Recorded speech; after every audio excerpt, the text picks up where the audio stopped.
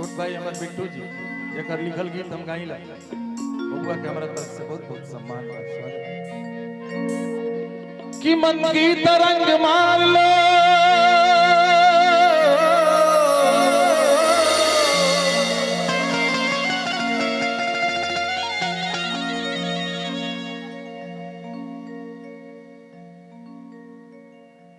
श्री रामचरितमानस में लिखल बा कि कुमति सुमति सब के उरे रहे निमन बाउर सबकरा मन में बा लेकिन यो बात निकल बा कि जहां सुमत हेलो जहां पॉजिटिव बा वो ये संपत्ति बा कि मन की तरंग मार लो बस हो गया भजन मन में जौन बाउर बा ओकरा के मुआ दी ये भजन हो आदत बुरी सुधार लो बस हो गया भजन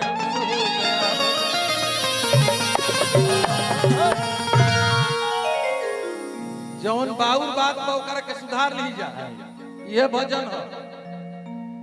इना के 2.5 घंटा घरे पूजा करतनी या दूसरा के शिकायत करत चलतनी हां जी ई कौन भजन अरे वह बात से अरे वह व्यवहार से अरे वह कर्म से अगर केहू के दुख नहीं के पहुंचा केहू रुआ से प्रभावित नहीं की होगा तो बुझी के रुआ कहीं ना कहीं बढ़िया काम करते नहीं भजन करते नहीं ये भजन ओहे नो कि सब ता गिरी पावा सब पे 2023 में टीम फिल्म भोजपुरी से वो गीत भाई जौना गीत के शीर्षक रहे कृपा महारानी और जितना टीम बैठल बा बजावे खातिर हमार बड़ भाई छोट भाई बैठल बा पूरा सब यही कलाकार लोग के बजावल है गीत अगर सुने के मन करी तो जरूर YouTube पर सुन ले सब है अशोक मिश्र के गावल गाना कृपा महारानी की सब ता कृपा महारानी के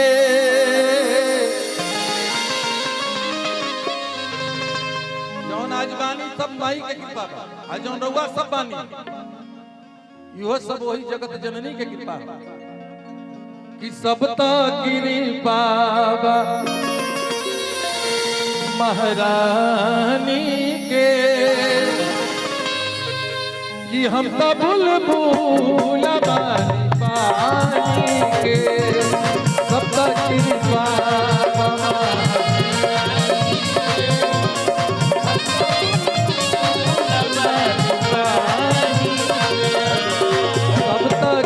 बाबा एक बार प्रेम से बोलिए साचे दरबार की सब तकरी बाबा महारानी के सब तकरी बाबा महारानी के कि हम तो बुलबुल बानी पानी के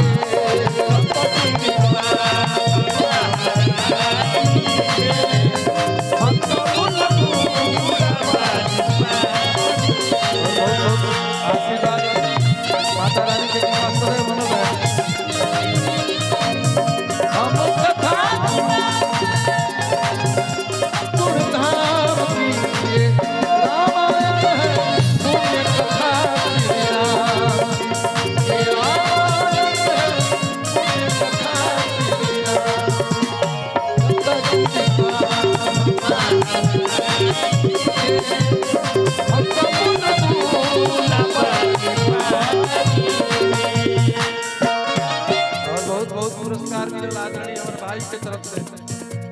माता रानी के कृपा सदैव भाई लोग को बरकरार रहे कहलस की है माई कि हमारा यही करम भागा के हमारा यही करम भागा के तेरा है आसान कहीं आगा के और वही सब करम भागा आदमी पर इतना आशीर्वाद मिलल गिरिणी बानी गिरिणी हे मेहरबानी के दाया काया बाबा दयानी के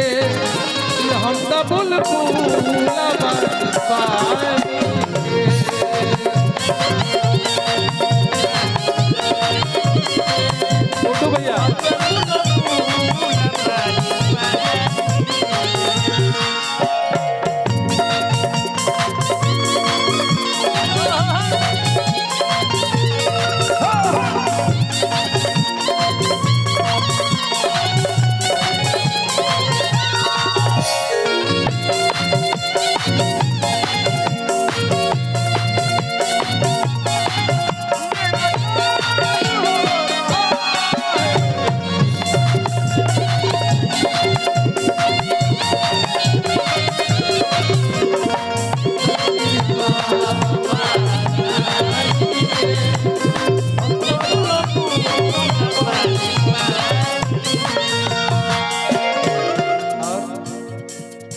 भैया मंच के अगल बगल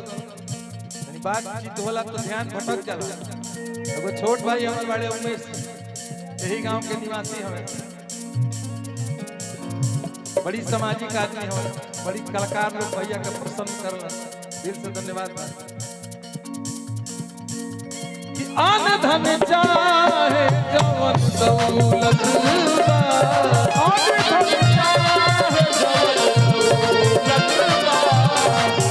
धन चाहे जवन दौलत बा, आन धन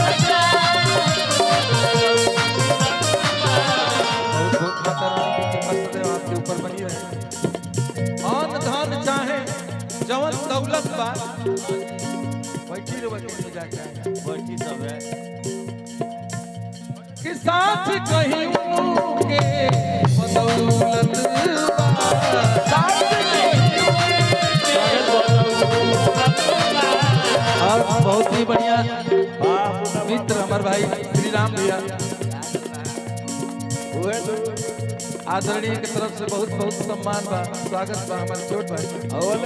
गार्जियन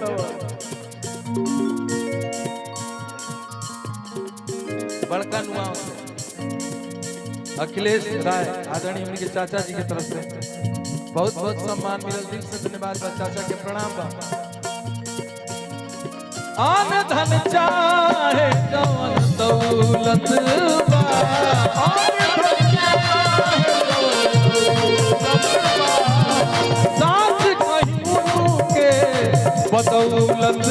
बा, तब एगो तीसरा आदमी कहल के रे पगला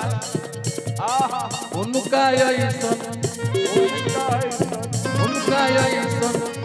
दोसर मानी के, उनका ऐसन दोसर मानी के। भाई यूट्यूबर भैया लोग बुरा मत मानिए, लोग भजन मत रिकॉर्ड करिए। जब लोक गीत होके लगी जब बढ़िया बढ़िया कलाकार हैं तब वो करके बढ़िया से रिकॉर्ड करिए लोग भैया ना, कुछ बढ़िया लोग बाढ़ हमें कहे से कि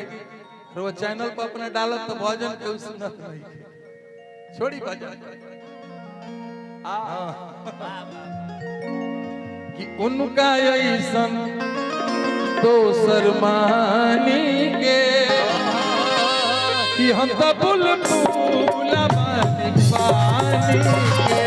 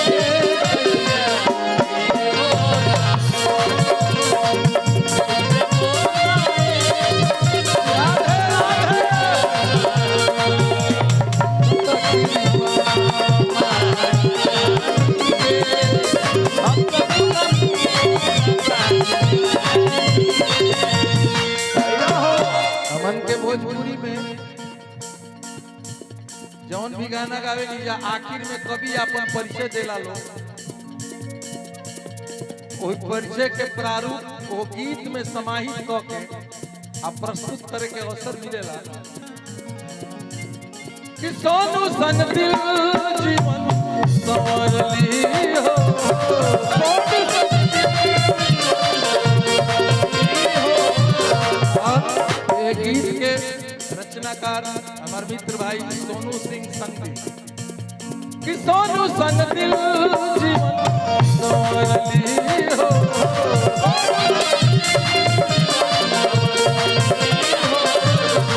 बहुत ही बढ़िया प्यारा पुरस्कार हमारा छोट भाई और भोजपुरी के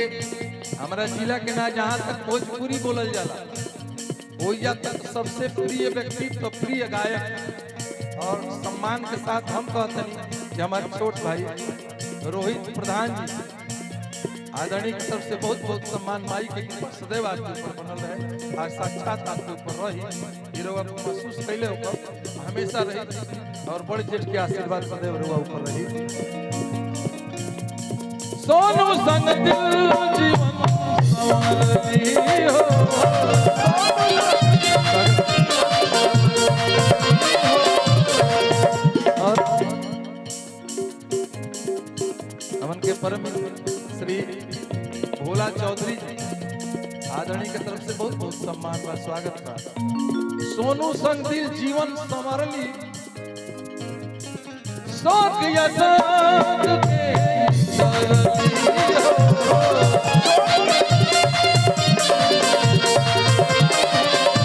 माई के अतना कृपा भइल कि ऋणी